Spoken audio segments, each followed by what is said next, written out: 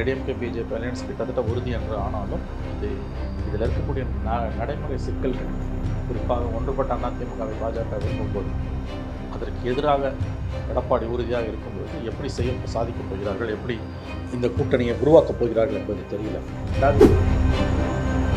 எடப்பாடி அவர்கள் அமித்ஷாவிடம் சரண்டர் ஆகிட்டார்னு அர்த்தம். அதிமுக பிஜேபியிடம் சரண்டர் ஆகிடுச்சுன்னு அர்த்தம். கூட்டணி அரசுக்கு ஒப்புக்கொண்டார்கள் என்று அர்த்தம். அதிமுக தலைமையிலான கூட்டணி அரசாக இருந்தாலும் அது என்டிஏ கவர்மெண்ட்டும் வந்ததுன்னா மக்கள் மத்தியில் பெரிய சிக்கல்களை, மக்கள் ஒப்புக்கொள்வார்களா, பிஜேபி ஒப்புக்கொள்வார்களா, அப்படியே இருந்தாலும் கூட்டணி அரசை ஒப்புக்கொள்வார்களா என்ற பல கேள்விகள், பல பிரச்சனைகள் எழும். சிறிய மீன்களை பெரிய மீன்கள் விழுங்குவது என்பது இயல்பானது. இது பெரிய மீன்களை திமிங்கலங்கள் விழுங்க ஆரம்பிக்கும்.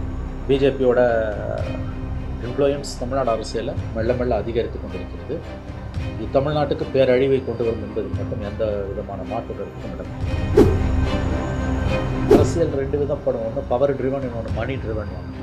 அதிகாரத்துக்காக அரசியல் செய்கிறதுன்றது ஒன்று, அது திமுக பண்ணுறது. அதுக்காக அவங்க பணம் தேவைப்படும், அதுக்கு எல்லாம் பண்ணுவாங்க, எல்லா தப்பையும் பண்ணுவாங்க. இன்னொரு கேட்டகரி அதிக பணத்தை காப்பாற்றிக்கிறதுக்கு அரசியல் பண்ணுறது. பணத்தை காப்பாற்றிக்கிறதுக்கு அரசியல்ன்றது மணி ட்ரிவன். அதுதான் இன்றைக்கி அதிமுகவோட பிரச்சனை, அதுதான் பாமகவோட பிரச்சனை. அவங்களால பிஜேபியை மீறி குரூஷியல் சுச்சுவேஷன்ஸில் ஏன் போக முடியல? அவங்க குடும்பம் அவங்க மாட்டிக்கிட்டு. 2021 தேர்தலில் பார்த்தீங்கன்னா பாஜகவோட கூட்டணி அமைச்சாலும் எடப்பாடி அவர்கள் அதிகமான சீட்லாம் கொடுக்கல, குறைவான சீட்டில் நிறுத்திட்டாங்க. ஸோ இந்த தேர்தலில் அப்படி பண்ண முடியும் நினைக்கிறேன். இந்த தேர்தலில் அப்படி பண்ண முடியாது. இந்த தேர்தலில் கரெக்டான கேள்வி. லாஸ்ட் டைம் 20 சீட்டு 25 சீட்டு வாங்கினாங்க. இந்த தடவை அது முடியாது. இந்த தடவை they will extricate their pound of flesh. அப்போ மேக்ஸிமம் தங்களோட இதை போட்டு எடுத்துருவாங்க. இந்த தடவை அவர்கள் கண்டிப்பாக அவர்களுடைய ஆதிக்கத்தை மேலும் விஸ்தரிப்பார்கள். 20 சீட்டில் நாங்கள் 50-60 சீட் வரைக்கும் போவோம். அதை விட முக்கியம் ஆட்சியில் பங்கு. 50 சீட்டு கூட முக்கியம் இல்லை.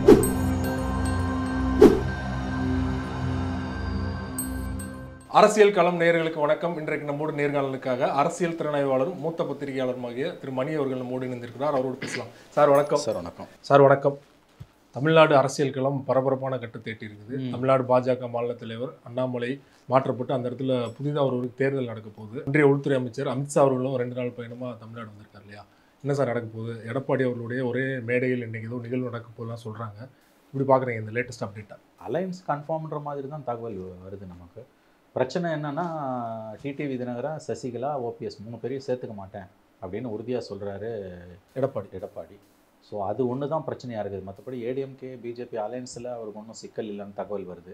பிரிந்தவர்களில் ஓபிஎஸ், சசிகலா, தினகரனை சேர்ப்பதில் மட்டும்தான் பிரச்சனை இருக்கும்னு சொல்கிறாங்க. அதை எப்படி சமாளிக்க போகிறாங்கன்னு தெரியல. அதில் எடப்பாடி உறுதியாக இருந்தாலும் அலையன்ஸ் எப்படி செட் ஆகும்னு தெரியல. அப்போ எடப்பாடி நகர்த்திட்டு மற்றவங்களை கொண்டு வருவாங்களா? ஏன்னா தன்னை எதிர்ப்பவர்களை எந்த எல்லைக்கும் போய் வழிக்கு கொண்டு வரக்கூடிய வித்தையை தெரிந்தவர்கள் தான் பிஜேபிக்காரர்கள். அதனால் அவங்க எப்படி இதை ஹேண்டில் பண்ண போகிறாங்கன்றது நமக்கு இது கொஞ்சம் சிக்கலாக தான் இருக்குது. ஏன்னா ஒரு பிஜேபி அலையன்ஸுக்கு ஒத்துக்கணும், பிரிஞ்சவங்களையும் சேர்த்துக்கணும். 2 கோரிக்கை பிஜேபி வைப்பது. அநேகமாக பிஜேபி அலையன்ஸுக்கு அவர் சரின்ட்டாருன்னு தான் சொல்கிறாங்க. ஆனால் பிரிஞ்சவங்களை ஒன்று சேர்க்கறதுல தான் அவருக்கு தயக்கம் இருக்குது. அவர் உறுதியாக இருக்காருன்றாங்க.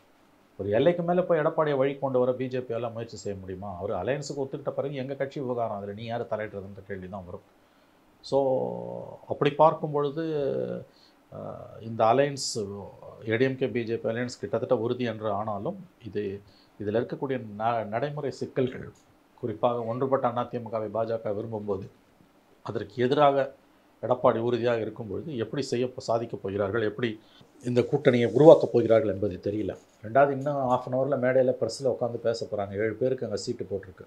என்டிஏ கவர்மெண்ட்டுன்னு வெளிப்படையாக பேச ஆரம்பிக்கிறாரு எடப்பாடி, ஓபிஎஸ், இவர் அமித்ஷா. அப்படின்னா கூட்டணி அரசுக்கு அதிமுக ஒப்புக்கொள்கிறதா? இதெல்லாம் தேர்தலுக்கு முன்னால் அப்படின்னா அவங்க அப்படி ஒப்புக்கொண்டார்கள் என்றால் அது மக்கள் மன்றத்தில் மிகப்பெரிய எதிர்வினைகளை ஏற்படுத்தும். இந்த ப்ரெஸ் மீட்டில் உட்காந்தாங்கன்னா உறுதியாக முடிஞ்சு போச்சு. இந்த ப்ரெஸ் மீட்டில் ஜாயின்ட் ப்ரெஸ் மீட்டில் அமித்ஷாவோட போய் அவங்க உட்காந்தாங்கனால இட்ஸ் ஃபினிஷ்ட். அது எடப்பாடி அவர்கள் அமித்ஷாவிடம் சரண்டர் ஆகிட்டார்னு அர்த்தம். அதிமுக பிஜேபியிடம் சரண்டர் ஆகிடுச்சுன்னு அர்த்தம். கூட்டணி அரசுக்கு ஒப்புக்கொண்டார்கள் என்ற அர்த்தம். அதிமுக தலைமையிலான கூட்டணி அரசாக இருந்தாலும் அது என்டிஏ கவர்மெண்ட்டுன்னு வந்ததுன்னா மக்கள் மத்தியில் பெரிய சிக்கல்களை, மக்கள் ஒப்புக்கொள்வார்களா, பிஜேபி ஒப்புக்கொள்வார்களா, அப்படியே இருந்தாலும் கூட்டணி அரசை ஒப்புக்கொள்வார்களா என்ற பல கேள்விகள், பல பிரச்சனைகள் எழும். ஆகவே இவை எல்லாவற்றுக்கும் விடை காண வேண்டியிருக்கிறது. நம்ம கரெக்டாக 1/2 ஹவர் முன்னால் பேசிகிட்டு இருக்கோம். அதனால் நம்மளால் பொதுப்படையாக தான் பேச முடியும். எப்படி பார்த்தாலும் அதிமுகவை பிஜேபி விழுங்க தொடங்கி இருக்கிறது அல்லது விழுங்க பார்க்கிறது என்பது தான் உண்மை. பால் தாக்கரே மரணத்துக்கு பிறகு சிவசேனாவுக்கு என்ன நடந்ததோ அது ஜெயலலிதா மரணத்துக்கு பிறகு இன்றைக்கு அதிமுகவுக்கு நடக்க ஆரம்பித்திருக்கிறது. இப்படி தான் இதை நடத்தணும். சிறிய மீன்களை பெரிய மீன்கள் விழுங்குவது என்பது இயல்பானது. இங்கே பெரிய மீன்களை திமிங்கலங்கள் விழுங்க ஆரம்பித்திருக்கின்றன. பிஜேபியோட இன்ஃப்ளூயன்ஸ் தமிழ்நாடு அரசியலில் மெல்ல மெல்ல அதிகரித்து கொண்டிருக்கிறது. இது தமிழ்நாட்டுக்கு பேரழிவை கொண்டு வரும் என்பதில் மட்டும் எந்த விதமான மாற்று கருத்துக்கும் இடமில்லை. நீங்கள் சொல்கிற மாதிரி வந்து நீக்கியவர்களையும் வந்து திரும்ப சேர்க்கணும் அப்படிங்கிறது அமித்ஷாவுடைய கோரிக்கையாக இருக்குது. அதை எடப்பாடி அவர் மறுக்கிறாருன்னா அவர் வந்து கூட்டணிக்கே வந்து வேண்டாம் விருப்பம் தான் இருக்கார் இல்லையா? அவர் ஸ்ட்ராங்காக மறுக்கணும்னா அதையும் சேர்த்தே மறுத்துருக்கலாம் இல்லையா? கூட்டணி முடியாது அப்படின்னு சொல்லிட்டு அதை எப்படி எடுத்துக்கிறது? இல்லை, இவங்களால மொத்தமாக அந்த கோரிக்கையை நிறைவேற்ற இது பண்ண முடியல. இப்போ எடப்பாடி அவர்கள் ஹோல்டு இருக்குன்னு நினைக்கிறீங்களா? பிஜேபி கிட்ட அமித்ஷா அவர்கள்ட்ட வந்து முழுமையாக வந்து சரணடைய கூட முழுமையாக சரண்டர் ஆகல. சரியான பாயிண்ட். எடப்பாடிக்கு இன்னமும் இந்த கூட்டணியில் ஒரு ஹோல்டு இருக்குது. எடப்பாடியை 100% பிஜேபியால் வழி கொண்டு வர முடியல. 2 கோரிக்கை அவங்க இப்போ ஒன்றும் ஏடிஎம்கே பிஜேபி அலையன்ஸ், 2வது பிரிஞ்சவங்கள ஒன்று சேர்க்கணும். முதல் கோரிக்கைக்கு ஒரு ஒப்புக்கொண்டார் என்று தான் சொல்லுகிறார்கள். ஏன்னா வந்து பிஜேபி ஏடிஎம்கேக்குள்ளேயே அழுத்தம் அதிகமாக இருக்குது. சீனியர் லீடர்ஸ் 90%க்கு மேலே வந்து பழைய மந்திரிங்க ஒரு 90% மேலே பிஜேபியோட போகணும்னு விரும்புகிறாங்க. Accept 1 or 2. அதனால் அதற்கு அவர் ஒப்புக்கொள்வதை, ஜெயக்குமார் அந்த மாதிரி, கேபி முனுசாமி மாதிரி அதற்கு ஒப்புக்கொள்வதை தவிர அவருக்கு வழி இல்லை. பட் இது பிரிஞ்சவங்கள ஒன்று சேர்க்கறதுன்றதுல வந்து அவர் உறுதியாக இருக்கார். அதில் எந்த எல்லைக்கும் போக தயார். தன்னை சிறைப்பிடித்தாலும் தன் மகனை சிறைக்கு அனுப்பினாலும் கூட வந்து கூட்டணிக்கு தான் பிரிந்தவர்களை சேர்ப்பதற்கு ஒப்புக்கொள்ள மாட்டேன்னு உறுதியாக இருக்காருன்றாங்க. அதில் அவர் உறுதி காண்பிக்கிறாருன்னா பிஜேபியில் ஒரு கட்டத்துக்கு மேலே அவரை வழிக்கு கொண்டு வர முடியுமான்றது பெரிய கேள்வி தான். ஏன்னா இன்றைக்கி சீனியர் மினிஸ்டர்ஸ்லாம் பிஜேபி அலையன்ஸுக்கு ஃபோர்ஸ் பண்ணுறாங்க, அதுக்கு ஒத்துக்கிறாரு. பட் பிரிஞ்சவங்கள ஒன்று சேர்க்கணும்னா அதுக்கு முடியாதுன்றாரு. ஏன்னா அவர் அஞ்சுவது ஓபிஎஸும் சசிகலாவும் உள்ளே வந்தாங்கன்னா தன்னை கண்டிப்பாக அதிமுகக்குள்ளே கம்ப்ளீட்டாக காலி பண்ணிவிடுவாங்கன்னு அவர் பயப்படுறாரு. அதனால் அவர்களை சேர்க்க மறுக்கிறார். பிஜேபியோட அலையன்ஸ் போகிறதுல அவருக்கு எந்த பிரச்சனையும் கிடையாது. கடந்த காலங்களில் பார்லிமெண்ட் எலெக்ஷன் அப்போ வந்து ஏடிஎம் நடந்தது பார்லிமெண்ட் எலெக்ஷன். மோடியை பற்றி ஒரு வார்த்தை பேசல, பிஜேபியோட 10 ஆண்டு கால ஆட்சியை பற்றி பேசல. ஸ்டாலினை தான் வசைப்பாடி கொண்டு இருந்தார். என்றைக்கு பிஜேபி ஏற்றிருக்காரு? என்றுமே ஒரு பிஜேபி ஏற்றதில்லை. இப்போ வக்ஃப் மசோதா போன மட்டும் எதிர்த்து ஓட்டு போட்டாங்க, அதில் தெளிவாக இருக்காங்க, அந்த ஸ்டாண்ட் இல்லைன்னா. மற்றபடி பிஜேபி அரசோட கொள்கைகளை பற்றி அவங்க ஒன்றும் பெருசாக மக்கள் சக்தியை திரட்டி போராட்டங்கள் நடத்துறது மாதிரியான எதிர்வினை அரசியலில் செய்யவே இல்லையே. பிஜேபிக்கு எதிராகவும் போராட்டம் நடத்தலை, திமுகவுக்கு எதிராகவும் போராட்டம் நடத்தலை. அதுதான் அதிமுகவோட இன்றைய நிலைப்பாடு. கட்சி மிகவும் அதாவது எப்படி சொல்கிறது, பெரிய அளவில் தலைமை பண்பு இல்லாதவர்களால் வழி நடத்தப்படுகிறது. இதுதான் இது வந்து அரசியல் 2 விதப்படும். ஒன்று பவர் ட்ரிவன், இன்னொன்று மணி ட்ரிவன் வாங்க. அதிகாரத்துக்காக அரசியல் செய்கிறதுன்றது ஒன்று, அது திமுக பண்ணுறது. அதுக்காக அவங்க பணம் தேவைப்படும், அதுக்கு எல்லாம் பண்ணுவாங்க, எல்லா தப்பையும் பண்ணுவாங்க. இன்னொரு கேட்டகரி அதிக பணத்தை காப்பாற்றிக்கிறதுக்கு அரசியல் பண்ணுறது. பணத்தை காப்பாற்றிக்கிறதுக்கு அரசியல்ன்றது மணி ட்ரிவன். அதுதான் இன்றைக்கி அதிமுகவோட பிரச்சனை, அதுதான் பாமகவோட பிரச்சனை. அவங்களால பிஜேபியை மீறி குரூஷியல் சுச்சுவேஷன்ஸில் ஏன் போக முடியல? அவங்க குடும்பம் அவங்க மாட்டிகிட்டு இருக்குது. ஆகவே இது இந்த நிலைமை வந்து நாளைக்கு 2026க்கு பிறகு கண்டிப்பாக திமுக கூட இந்த நிலைமை வரலாம். இருக்கிற சொத்தை காப்பாற்றிக்க தான் அரசியல். ஏன்னா நீங்கள் செஞ்ச தவறுகள் அந்த மாதிரி 2017, 21 சசிகலா ஜெயிலுக்கு போன பிறகு 4.5 வருஷம் எடப்பாடி கவர்மெண்ட்டில் நடந்த மிகப்பெரிய தவறுகள் தான் இன்றைக்கி அவங்களை இங்கே கொண்டு போய் நிறுத்தியிருக்கு இல்லையா? ஸோ இந்த நிலைமை தான் கொள்ளையடிக்க விட்டு இப்போ நல்லா கொள்ளையடிக்க விட்டு அவன் லகானை பிடிச்சிட்டான். சரியான வார்த்தை. நீ எவ்வளோனா கொள்ளையடி, சரியான நேரத்தில் லகானை போட்டு தூக்குவான். இப்படி தான் மெஹபூபா முஃப்திக்கு நடந்தது, இப்படி தான் இந்த சிவசேனாவில் ஷிண்டே தரப்புக்கு நடந்தது. எப்படி பால் தாக்கரே ஃபேமிலியை விட்டு உடச்சிட்டு வெளியில் வரான், அதுதான் அதிமுக நடக்குது. நாளைக்கு திமுக நடக்கும். இது விதி, இயற்கை விதி. இது உப்பு தின்னவன் தண்ணி குடிப்போம். ஆகவே அது தமிழ்நாடு அரசியலோட சாபக்கேடு. இன்றைக்கி அதிமுக போய் பிஜேபியோட ஐக்கியமாகுது. அதிமுகவே விக்டிம் தான் இதில். நீங்கள் அதிமுகவை பார்த்து கெக்கொலி கொட்டி சிரிக்கக்கூடிய திமுக 2 விஷயத்தை புரிஞ்சுக்கணும். நாளைக்கு இவங்களுக்கு இது வரப்போகுது, அதை புரிஞ்சுக்கணும். 2வது அதிமுக பலி ஆகிட்டு இருக்குது, விரும்பி ஒன்றும் போல மிரட்டி சேர்க்குறான். இது மிகப்பெரிய ஆபத்து, தமிழக அரசியலுக்கு மிகப்பெரிய ஆபத்து. அமித்ஷாவோட போய் மேடையில் எடப்பாடி உட்கார்றாரு ஒரே மேடையில்னா அன்றைக்கே அதிமுகவோட அரசியல் என்பது முடிந்து போனது.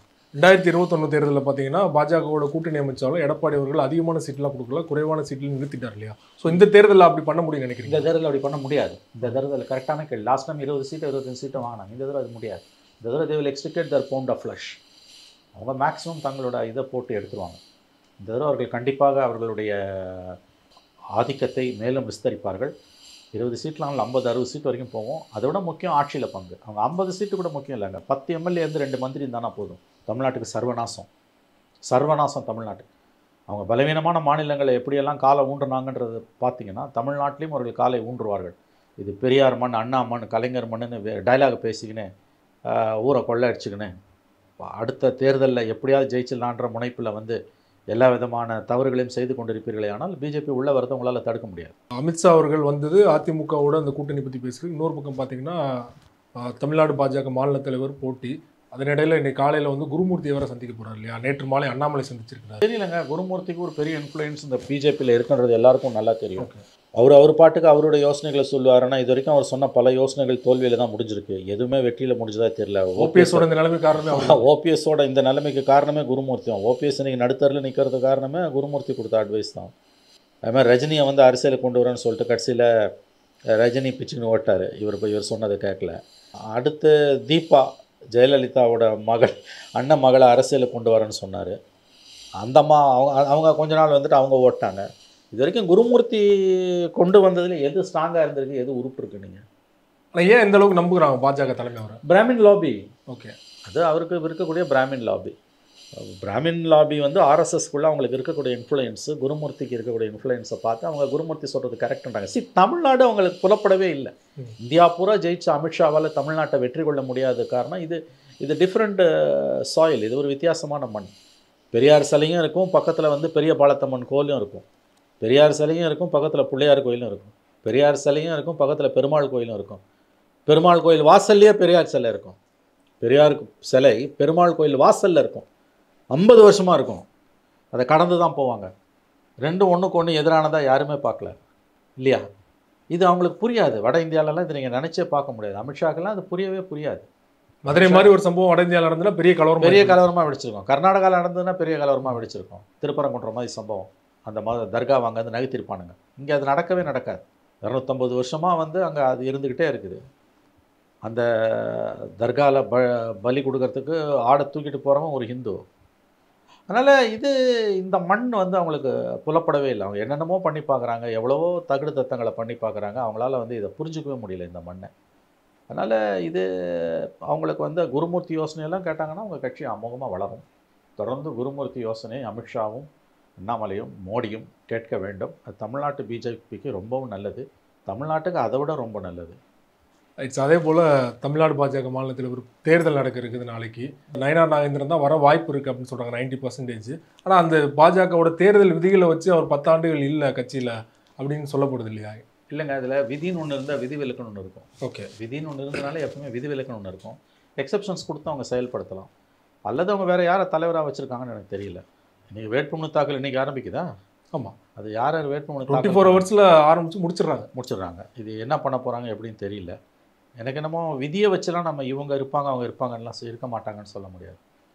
விதின்னு ஒன்று இருந்தால் விதி விலக்குன்னு ஒன்று இருக்கும். எல்லா கட்சியிலுமே வந்து அந்த ரூலை பைபாஸ் பண்ணுறதுக்கு ஒரு ஸ்பெஷல் கிளாஸ் இருக்கும். இப்போ 75 வயசு வரைக்கும் ஒருத்தன் மேலே பதவியில் இருக்கக்கூடாதுன்னு ஒரு எழுதப்படாத விதி இருக்குது. நான் சொல்கிறது எழுதப்பட்ட விதியே இருந்தாலும் அது மோடிக்கு விலக்கு கொடுக்கப்படும். ஏன்னா எந்த ரூலும் மோடிக்கு அப்ளை ஆகாது. No rule will apply for Modi. அதுமாதிரி ஒவ்வொரு கட்சியிலும் தலைவர்கள் இருப்பாங்க. திமுகவில் கூட உண்டு. அது வந்து விதியை தளர்த்தி வந்து தலைவர் வந்து சில நேரங்களில் நியமனங்களை பண்ணுவார். வசதிக்கேற்ப தானே நம்ம வந்து எப்பயுமே சட்டம் என்பது ஸ்தாபனங்கள்லேயோ நாட்டிலேயோ சட்டத்தின் முன் அனைவரும் சமம் என்பது ஏட்டு சுரக்காய். சட்டத்தின் முன் அனைவரும் சமம் கிடையாது. சட்டத்தின் முன் அனைவரும் சமம் கிடையவே கிடையாது. அதை நல்லா ஞாபகம் வச்சுக்கணும். அது ஏட்டு சுரக்காய். சட்டத்தின் முன் அனைவரும் சமம் என்பது இருக்கிறவனுக்கு ஒரு சட்டம், இல்லாதவனுக்கு ஒரு சட்டம் தான். இதுதான் உலக இயற்கை. புரியுதுங்களா? இதில் முக்கியத்துவம் வாய்ந்த தலைவர்கள் கட்சிகளில் வராங்கன்னா அவங்களுக்கு ஸ்தாபன விதிகள் அவங்களுக்கு எதிராக இருக்குன்னா அவர்களுடைய நியமனத்துக்காக அந்த விதிகள் தளர்த்தப்படும். அதனால் அது அவங்க கட்சி விவகாரம். அதில் நம்ம ஒன்றும் குறை சொல்ல முடியும். இந்த விதி இப்போ புதுசாக அமல்படுத்தப்பட்டதா இல்லை அண்ணாமலை தலைவராக இருக்கும்போது தளர்த்தப்பட்டதா இருக்குங்க? எனக்கு அது தெரியலங்க. எனக்கு ஆனால் நான் இது ஃபஸ்ட் டைம் கேள்விப்படுறேன். இது 10 வருஷம் உறுப்பினராக இருக்குன்றது எனக்கு தெரியல. ஐ டோன்ட் நோ அது எப்படின்னு. ஒவ்வொரு கட்சியிலையும் அந்த மாதிரி சில விதிகள் இருக்கும். 5 ஆண்டுகள் தொடர்ந்து பிரேக்கப் இல்லாமல் இருக்கணும் அப்படின்லாம் ஏடிஎம்கேல இருந்திருக்குது. இன்ஃபேக்ட் எம்ஜிஆர் காலத்துலேயும். ஸோ அதனால் இதை வைத்து நம்ம வந்து அவங்க இது எடை போட முடியாது. அது அவங்க உட்கட்சி விவகாரம். யார் வந்தாலும் அந்த கட்சியை எதிர்க்கிறவங்க எதிர்த்துட்டு தான் இருக்க போகிறாங்க. அந்த கட்சியோட மதவாத சித்தாந்தத்தை எதிர்ப்பவர்கள் அந்த கட்சிக்கு யார் தலைவராக வந்தாலும் எதிர்க்க போகிறாங்க. அந்த கட்சியை ஆதரிப்பவர்கள் யார் தலைவராக வந்தாலும் ஏற்றுக்க தான் போகிறாங்க. காலுக்கு அரசு தான் செருப்பு வாங்க முடியும். நீங்கள் செருப்புக்கு ஏற்ற மாதிரி காலை வெட்ட முடியாது. அந்த மாதிரி விதிகள் என்பவை வந்து எல்லாருக்கும் கிடையாது. பெரும்பாலானவங்களுக்கு. சிலருக்கு விதிகள் பொருந்தாது. சில நியமனங்களுக்கு விதிகள் பொருந்தாது. அது கட்சியோட வளர்ச்சி சம்மந்தப்பட்டது. எல்லா கட்சியிலுமே அப்படிப்பட்ட நிலை தான் நிலவுது. புதிய தலைவராக வர போகிறவர் அதிமுக தலைவரோட அனுசரித்து போகிற மாதிரி தான் இருப்பார். அதுக்காக கண்டிப்பாக அது உண்மை. அது உண்மை. புதிய தலைவராக வருபவர் அதிமுகவுடன் அரவணைத்து போகாவிட்டாலும் அண்ணாமலை மாதிரி பிரச்சனை பண்ணாதவராக, உரசல் ஏற்படுத்தாதவராக இருப்பார் என்பது மட்டும் உண்மை. ஸோ அதே போல் ஆளுநர் விவகாரமும் வந்து 2 நாளைக்கு முன்னாடி பெரிய அளவில் பேச பொருளானது. ஆனால் ஆளுநர் மாற்றப்படுவாரா அப்படிங்கிற கேள்வியும் தொடர்ச்சியாக தமிழ்நாட்டில் எழுந்துட்டு இருக்கு இல்லையா? அமித்ஷா வருகை அதை பற்றி விவாதிக்கப்படுமா? கண்டிப்பாக இந்த கவர்னர் இஷ்யூவை பற்றி இது வரைக்கும் சென்ட்ரல் கவர்மெண்ட் ரியாக்டும் பண்ணல. இன்றைக்கி ப்ரெஸ் கான்ஃபரன்ஸில் இன்னும் சற்று நேரத்தில் தொடங்க போகிற ப்ரெஸ் கான்ஃபரன்ஸில் அதை பற்றி பேசுவாங்கன்னு எதிர்பார்க்கப்படுகிறது. கண்டிப்பாக கேள்வி கேட்பாங்க. அமித்ஷாவோட ரிப்ளை என்னன்றதுன்னு தெரியல. ஏன்னா சென்ட்ரல் கவர்மெண்ட் இந்த ஜட்ஜ்மெண்ட் வந்து 4 நாள் ஆகப்போகுது. மத்திய அரசோ பிஜேபியோ கவர்னரோ யாருமே இந்த ஜட்ஜ்மெண்ட்டுக்கு ரியாக்டே பண்ணல. இது ரொம்ப ஆச்சரியமாக இருக்குது. Such a serious development. எது மேலேயோ மழை பெஞ்சு எதுவோ எப்படியோ இருக்குன்னுவாங்கல்ல, அந்த மாதிரி இருக்காங்க. ஸோ இது ரொம்ப ஆபத்தானது. கவர்னர் இஷ்யூவை கண்டிப்பாக இன்றைக்கி செய்தியாளர் சந்திப்பில் அமித்ஷாவிடம் கேள்வி கேட்கும்பொழுது அவர் பதில் சொல்வார் என்று நம்ம எதிர்பார்க்கலாம். கவர்னர் மாற்றப்படலைன்னா அது பாஜகவுக்கு தான் பாதகமாகும். அவங்களுக்கு கவலையே இல்லைங்க. கவர்னர் இருந்தாலும் இல்லாட்டியும் எதை பற்றியுமே கவலை இல்லை. நான் தான் சொன்னேன், அவங்க எல்லா பாவத்தையும் அட்டூழியத்தையும் தெரிஞ்சு தான் பண்ணிகிட்ருக்காங்க. எல்லா பாவத்தையும் அவங்க தெரிஞ்சு தான் பண்ணுறாங்க. இந்த மாதிரி ஒரு கவர்னர் 4 ஆண்டுகளாக உச்சநீதிமன்றத்தால் தொடர்ந்து கூட்டு வைக்கப்படுகிறார். அவர் ஏன் கவர்னராக வச்சுருக்காங்க? அப்படி என்ன அவசியம் வந்தது அவரை கவர்னராக வைத்திருப்பது? வரும்போது அவர் அந்த பேட்ச் அவர் எப்படி தெரியுமா அப்படி தெரியுமா அப்படிலாம் அந்த பேட்ச் இந்த பேட்ச்னா அரசியல் என்ன? அங்கேயே நாகாலாண்ட்லேயே பிரச்சனை பண்ணி தான் வெளியில் வந்தார். நாகாலாண்ட்லேயே அவருக்கு ரொம்ப கெட்ட பேருங்க. அதுக்கு பிறகு தான் இங்கே வராங்க. இங்கே இன்னும் கெட்ட பேர். கடந்த 10 ஆண்டுகளாக 2015 பார்த்தீங்கன்னா ஒவ்வொரு மாநிலத்திலையும் ஒரு பதவி வகித்த மாநிலத்திலையும் அந்த மாநில மக்களுக்கும் அரசியல் சாசனத்துக்கும் எதிராக செயல்படுறது தான் அவரோட ஒரே வேலை. நிறைவாக ஒரு கேள்வி சார். நேற்று பாமகலுமே ஒரு அதிகார மோதல் வெடிச்சிருக்கு. அதுக்கு முக்கியமான காரணம் நீங்கள் முன்னாடியே சொன்னது மாதிரி வந்து எப்படி அதிமுக பாஜக சரண்டர் ஆகிட்டாங்களோ அதே மாதிரி வந்து பாமகவும் சரண்டர் ஆகிட்டாங்க. அன்புமணி தொடர்ச்சியாக வந்து பாஜக தலைவர் மாதிரி தான் பேசிட்டு வராரு. அதை வந்து ராமதாஸ் அவர்கள் விரும்பலை கூட்டணி போகிறத. செக் வைக்கும் விதமாக தான் அன்புமணி வந்து டம்மி ஆக்கிட்டார் அப்படின்னு மாதிரியான தகவல் வருது இல்லையா? உண்மை என்ன சார்? இருக்கலாம். அந்த தியரியை மறுக்கலை.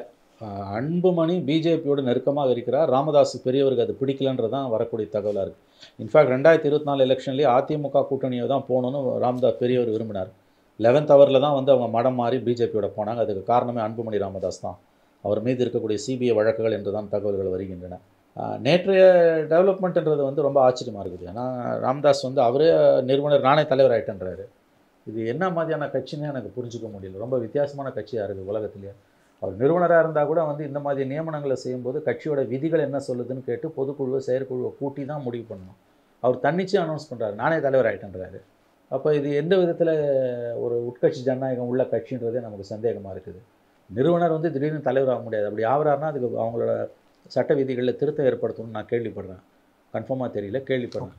முறைப்படி நீங்கள் பார்த்தீங்கன்னா விதிகள் எப்படி இருந்தாலுமே சாதாரண விதிகள் ஒழுங்காக தான் இருக்கும். அதனால் நான் சொல்கிறேன், இந்த மாதிரி நியமனங்கள் வந்து பொதுக்குழு செயற்குழுவை கூட்டிட்டு தான் முடிவு பண்ணுவாங்க. அங்கே முடிவு எடுக்கப்படுது. கட்சியில் ரெசல்யூஷன் பாஸ் பண்ணும்.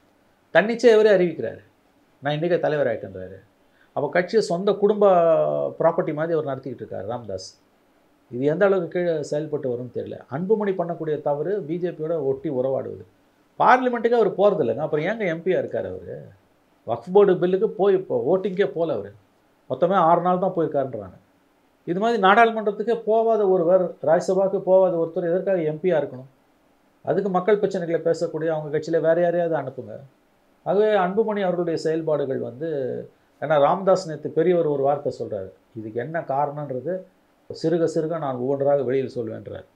சிறுக சிறுக சொல்லுவேன்றார். அப்போ அவருக்கு வந்து மகன் மீது நம்பிக்கை இல்லை. ஏற்கனவே பேரனை கொண்டு ஒரு முயற்சி பண்ணார். அது ஒரு பாயிண்ட்டுங்க. பேரன் வந்து போன் ஆஃப் கன்டென்ஷன் பேரன் கிடையாதுங்க. நான் உறுதியாக சொல்லுவேன். அது இருக்கிற பிரச்சனை, அது ஒரு பிரச்சனை. மெயின் பிரச்சனை பிஜேபியையும் ஏடிஎம்கேவையும் எப்படி அணுகிறதுன்றதுல உங்களுக்கு சிக்கல் இருக்குது. ஒரு விஷயம் யோசிச்சு பாருங்கள், அந்த கட்சி எவ்வளோ தூரம் ஒரு டைரக்ஷன் இல்லாமல் போயிட்டுருக்குன்றதுக்கு வக்ஃபு சட்டத்தை நாடாளுமன்றத்தில் அறிமுகப்படுத்துறதுக்கு முன்னாலேயே ஒரு வாரம் முன்னால் தமிழக சட்டமன்றத்தில் வக்ஃபு சட்டத்துக்கு எதிராக தீர்மானத்தை ஸ்டாலின் கொண்டு வர்றார். அந்த தீர்மானத்தை ஆதரித்து பாமகவும் ஓட்டு போடுது. வக்ஃபு சட்டத்துக்கு எதிராக ஸ்டாலின் கொண்டு வந்த சட்ட தீர்மானத்தை ஆதரிச்சு பாமகவோட 4 எம்எல்ஏக்கள் வாக்களிக்கிறார்கள். பிஜேபியை தவிர மற்ற எல்லாரும் ஆதரித்து வாக்களிக்கிறாங்க. பார்லிமெண்ட்டில் ஆக்சுவல் பில்லே வருது, ஆப்சண்ட் ஆகிறாரு. இது என்ன முரண்பாடு? இது நீங்கள் ஸ்டாலினுக்கிட்டையும் நல்ல பேர், மோடிக்கிட்டையும் நல்ல பேரா? இது என்னங்க அரசியல்?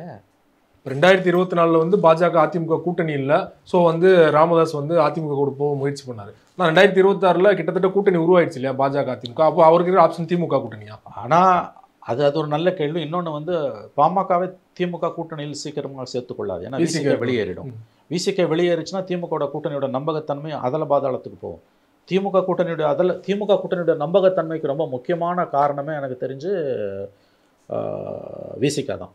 ஏன்னா அவங்க கொள்கை அடிப்படையில் பிஜேபி எதிர்நிலை இருக்கக்கூடிய கட்சிகளோட உறுதியாக நிற்கிறாங்க. திமுகவோட 3 எலெக்ஷனில் 19, 21, 24 உறுதியாக நிற்கிறாங்க. ராமதாஸ் ஒவ்வொரு எலெக்ஷனுக்கும் அணி மாறுறாரு. பாமக திரும்ப வந்து திமுக மீது 1000 விமர்சனங்களை வச்சாலும் ஒரு விஷயத்தில் திமுக தெளிவாக இருக்கார். திமுக திரும்ப மட்டும் இல்லை, அவரோட கட்சியோட 4 எம்எல்ஏக்களுமே ஒரு விஷயத்தில் ரொம்ப தெளிவாக இருக்காங்க. பாமக உள்ளே வந்ததுன்னா நாங்கள் வெளியில் போயிடுவோம். அதனால் கண்டிப்பாக ஸ்டாலின் அவர்கள் 24ல் திமுகவுக்கு வெற்றி வாய்ப்பு அதிகம் உள்ள ஒரு சூழல் நிலவுது. அவங்க கூட்டணி வலுவாக இருக்குது. இந்த நேரத்தில் விசிகாவை தூக்கிட்டு பாமக, ஏன்னா பாமக உள்ளே வந்தால் விசிகா வெளில போயிடும். அந்த தவிர ஸ்டாலின் கண்டிப்பாக செய்ய மாட்டார்.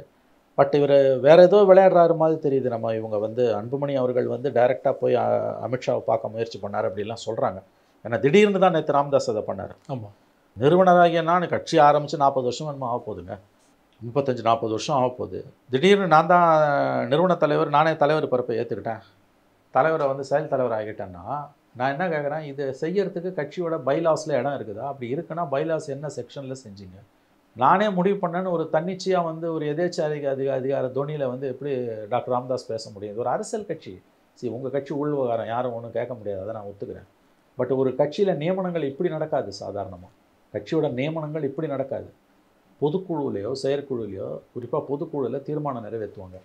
நிறுவனரையே தலைவராக நியமிக்கிறோம், தலைவரை செயற்தலைவராக நியமிக்கிறோம் அப்படின்னு ஒரு தீர்மானம் பொதுக்குழுவிலையோ செயற்குழுவிலையோ வரும். அதுக்கு பிறகு தான் இந்த நியமனம் வரும். இவர் தானே முடிவு எடுத்துக்கணும், ஒற்றை மனிதனோட முடிவை அறிவிக்கிறாரு. இன்னொன்று, கட்சி முரண்பாடுகளின் முட்டையாக இருக்குது. வக்ஃபில் இங்கே ஒரு ஸ்டாண்டு, அங்கே ஒரு ஸ்டாண்டு. எதுக்கு இந்த ரெட்டை நிலைப்பாடு? ராமதாஸ் அவர்களுக்கு கட்சிக்குள்ள சப்போர்ட் இருக்குது. ஏன்னா உடனே இந்த அறிவிப்பு வந்த உடனே பார்த்தீங்கன்னா பொருளாளர் திலகமாக உடனடியாக எதிர்ப்பு தெரிவிக்கிறாங்க. ஏங்க அப்படி பார்த்தா வந்து மற்ற எம்எல்ஏ எல்லாம் அமைதியாக தானே இருக்காங்க, வாயை திறக்கலையே அவங்கெல்லாம். இது அப்பாவுக்கும் மகனுக்கும் நடக்கிற சண்டை. எந்த கோஷ்டியில் சேர்றதுன்றது எம்எல்ஏக்களுக்கும் நிர்வாகிகளுக்கும் பெருத்த மனக்குழப்பத்தை ஏற்படுத்தும். ஏன்னா நாளைக்கு அப்பாவும் பிள்ளையும் ஒன்று சேர்ந்துப்பாங்க. ஆனால் புள்ள கோஷ்டியில் இருந்த அப்பாவும் அப்பா கோஷ்டியில் இருந்த பிள்ளையும் கண்டிப்பாக பழி வாங்குவாங்க. இதுதான் நடக்குது. அதனால் அவர்களுடைய அந்த டைலமா, குழப்பம் நம்மால் புரிந்து கொள்ளக்கூடியது. பிரச்சனை அது கிடையாது. பாமக நிர்வாகிகள் எம்எல்ஏக்களுடைய எதிர்காலம் பற்றியது அல்ல நம்முடைய கவலை. பாமக என்கின்ற கட்சி எந்த திசையில் போக போகிறது? எதற்காக இந்த மகனை நகர்த்திட்டு அப்பாவே தலைவராக வராரு? என்ன உங்கள் அரசியல் என்ன? பிஜேபியோட அலையன்ஸ் வைப்பீங்களான்னா பொதுக்குழு செயற்குழு நீட்டி முழக்கிறார் ராமதாஸ். எந்த காலத்தில் கூட்டி முடிவு பண்ணியிருக்காரு அவர் முடிவு பண்ணுவார். பிஜேபி பார்லிமெண்ட் எலெக்ஷனுக்கு 10 நாள் மேலே மோடி கவர்மெண்ட்டுக்கு என்ன மார்க் கொடுனாரு? மார்க்கா சைபருக்கு கீழே 20 போகுனாரு. 20 நாள் பொறுத்து மோடியை கட்டி பிடிச்சி நிற்கிறாரு. ஸோ கடைசி காலத்து நேரத்தில் கடந்த 3 பார்லிமெண்ட் எலெக்ஷனில் பிஜேபியோடு தான் போயிருக்காங்க. அவங்க 21ல் பிஜேபியோடு தான் போயிருக்காங்க. நீங்கள் பார்த்தீங்கன்னா வந்து 2014, 19, 21 3 லோக்சபா எலெக்ஷனு, அசம்பிளி எலெக்ஷன் 1, 21 4 எலெக்ஷனில் பார்த்தீங்கன்னா ஜெயலலிதா கலைஞர் மரணத்துக்கு பிறகு அதுக்கு சற்று முன்பு இருந்து பார்த்தீங்கன்னா நடைபெற்ற தேர்தல்களில் வந்து 4 தேர்தலையும் அவங்க வந்து கிட்டத்தட்ட பிஜேபி கூட்டணியில் தான் இருந்திருக்காங்க. அதனால் வந்து அவர்கள் வந்து பெரிய அளவில் வந்து தன்னிச்சையாக எதையாக முடிவெடுப்பாங்களான்னு எனக்கு தெரியல. வக்ஃபு சட்டம் ரொம்ப முக்கியமான சட்டங்க. இங்கே அந்த சட்டத்துக்கு எதிராக வாக்களிச்சுட்டு அங்கே போய் சட்டத்துக்கு ஆதரவாக நீங்கள் வாக் அவுட் பண்ணுறீங்க. வாக் அவுட் பண்ணாலே இது பிஜேபிக்கு ஆதரவான நிலைப்பாடுன்னு புரிந்து கொள்ள முடியாத அளவுக்கு மக்கள் என்ன முட்டாளா? ஆகவே அவங்களுக்குள்ளே ஏதோ அப்பாவுக்கும் மகனுக்குள்ளே இருக்க சண்டை என்பது வந்து அது வந்து கட்சிக்குள்ளே வந்து பெரிய பாதிப்பை ஏற்படுத்த ஆரம்பிச்சிருக்கு. அப்பாவுக்கும் மகனுக்குமான சண்டை என்பது வந்து வெறும் கொள்கையெல்லாம் கிடையாது. அது வந்து தனிப்பட்ட விருப்ப வெறுப்புகளின் அடிப்படையில், சுய லாப நோக்கங்களின் அடிப்படையில் தான் இந்த சண்டை நடக்குது. பெரிய உயர்ந்த விழுமியங்களை பேசக்கூடிய டாக்டர் ராமதாஸ் முழுக்க வந்து எதேச்சதிகாரமான முறையில் தான் செயல்படுறாருன்னு தோணுது. அது அவருக்கு நியாயமாகவும் படலாம், அவங்க கட்சிக்கும் கூட அது நியாயமாக இருக்கலாம். பட் கட்சிக்குள்ளே வந்து ஒரு கலகம் வர ஆரம்பிச்சிருக்குன்றது மட்டும் உண்மை. மறந்துடாதீங்க, ராமதாஸுக்கு வயதாகி கொண்டிருக்கிறது. நேற்று ஒரு வார்த்தை சொல்கிறார் அவர், இந்த முடிவை வந்து சுயாதீனத்துடனும் நன்கு தெரிந்தும் முழு கவனத்துடன் தான் இருக்கிறேன். அதாவது வயசாயிடுச்சு, காரணம் சொல்லாதீங்க, வயசாயிடுச்சு, அவர் கவனம் இல்லை, அவருக்கு தெரியும், அவர் என்ன பண்ணுறான்னு அவருக்கே தெரியல, இதெல்லாம் பண்ணுறாரு, நாளைக்கு ஒரு ஆர்கியூமெண்ட்டோ அல்லது கோர்ட்டு கேஸோ போயிடக்கூடாதுன்றதுக்கு நான் சுயாதீனத்துடன் முழு கவனத்துடன் முழு மனதுடன் தான் இதை செய்கிறேன்னு ஒரு கேவியட் போட வேண்டிய அவசியம் என்ன வந்து? அதெல்லாம் அந்த வார்த்தையெல்லாம் எதுக்கு சேர்த்து சொல்லணும்? ஸ்ட்ரைட்டாகவே சொல்லிட்டு போக வேண்டியதான். ரொம்ப நன்றி சார். சமகால அரசியல் தொடர்பாக பல்வேறு விஷயங்கள் பகிர்ந்து கொண்டீங்க. மிக்க நன்றி. நன்றி சிவா. நன்றி.